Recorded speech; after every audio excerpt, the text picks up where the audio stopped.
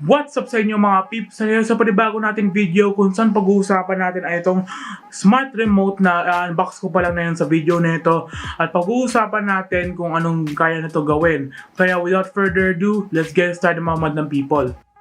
So uno muna unbox natin to, tapos i-review natin. So ito guys ay smart remote na binili ko lang sa Shopee for 700 pesos.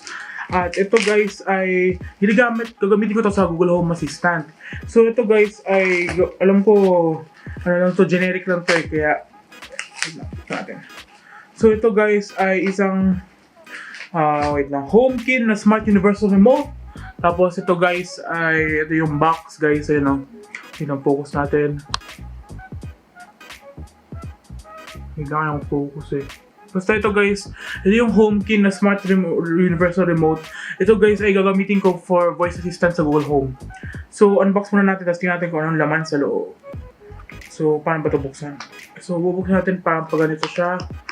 On siya ganito. Tapos una muna we're greeted with the manual, user manual natin na babasahin natin. Ito guys ay ginagamit to ay Smart Life app na meron na ako sa phone ko, kaya handa na ako para sa review na ito. Tapos next of all ay yung micro USB cable. Ay hindi pala micro USB, USB Type-C na pala to. Ito mas bagong version pala. Kasi USB Type-C na siya, kaya mas bagong version siya. Kaya Type-C, mas maganda siya pag Type-C. Next of all, pagbukas natin ng flap sa loob, mayroon pa siya. Ay ito na lang, yung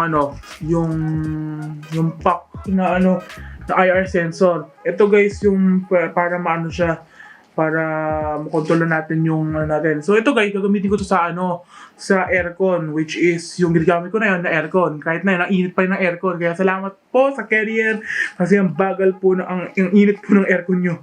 So tanggal natin ng plastic, tapos wait na plastic. Ayan, tanggal ng plastic. At ito na guys ay yung smart home na wireless, yung smart remote natin. So hindi siya mukhang remote kasi kinokontrol natin siya gamit sa cellphone guys. So ano pa ba meron sa loob? Wala na.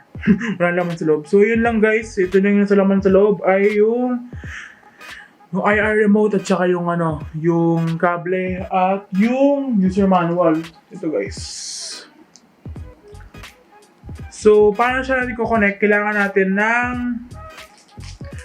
natin guys ng USB na power adapter para masaksak natin to sa plug at saka i-connect natin siya sa Smart Life app. So, gawin ko muna yon guys at pakita ko sa inyo.